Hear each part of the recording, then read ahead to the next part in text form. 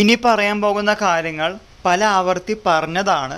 പക്ഷേ തിരക്കുകൾ ഉള്ളതുകൊണ്ടും അവധി ആയതുകൊണ്ടും പല വിദ്യാർത്ഥികൾ മറക്കുന്നുണ്ട്. അതുകൊണ്ടാണ് വീണ്ടും ആവർത്തിക്കുന്നത്.